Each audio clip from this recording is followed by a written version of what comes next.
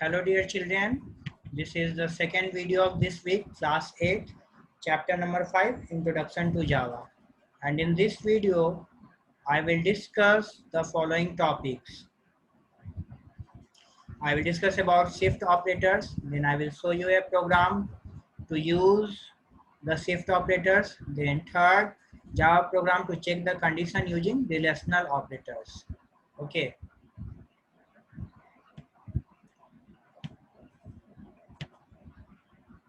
In the previous class, I have discussed about logical operators, use of logical operators in a Java program, assignment operators, and program to show the use of assignment operator. These things have been discussed.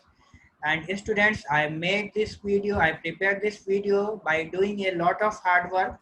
So I hope you will watch this video till end. Okay, so let us come to the topic, shift operators. We have to study about some of the important operators which is given in your book. So last one is the shift operators. Now coming to the shift operators, children, these are the important operators which you have studied. So what are shift operators? A shift operator performs a bit manipulation on data by shifting the bits of its first operand right to left. You can shift your, you can do some manipulation. Okay, it performs bit manipulation by shifting your data. You can shift some bits of first operand to the left. The sign, second point, the sign left shift operator.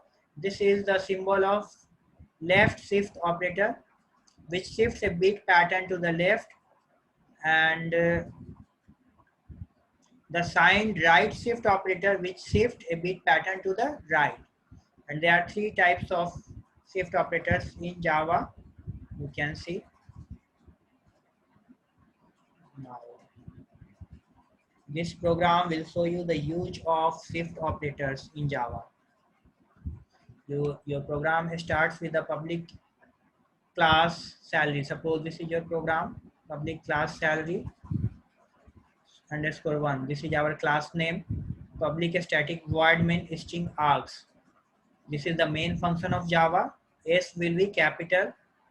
Int x equals to 8. I've stored 8 inside x. Okay. And then I've used the shift operators. It's x and then shift operators by 1. And in this case, I've used shift operators by 1. But in the first case, this is the shift operator which shifts a bit pattern to the left. Okay. This is the first which shifts a bit pattern to the right, and this will shift a bit pattern to the left. Now I will explain it. Suppose I am talking about the shift operator to shift its value. So it means that first 8 has been stored inside the variable x. It means you have to change it into binary form. What is the binary of 8? 8 binary, what is the binary of 8? 1,000. Okay, this is the binary of 8. And when you put decimal and then you can put 0, this is equal to 1000. So what is the right shift operator will do? It will shift 1 decimal to the right. Okay, it will shift 1 decimal to the right. It means that this 0 will be replaced and the decimal will be here. Okay, earlier it was,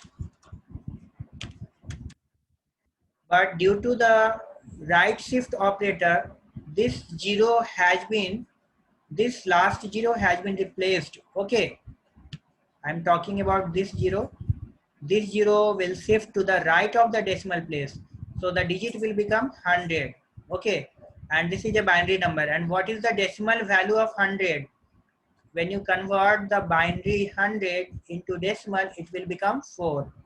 Okay, so the shift operator is used to shift one number to the right. Okay, when you convert the number in binary form, that number will be shifted, that one last digit will be shifted to the right of the decimal and it will become 100. And again, you will convert that 100 into decimal number, it will become 4. So the 4 will be output of this statement. And in this statement, it is just opposite to that. Suppose this is your number. When you convert 8 into decimal, when you convert 8 into binary form, it will become 1000. Okay, and you can write 1000 in this form. And when you use the left shift operator means 10 will be added to this number and its value is equals to 60. This is in the form of binary. Okay, this number is in the form of binary, its value is equals to 16 in the decimal. So this is the output.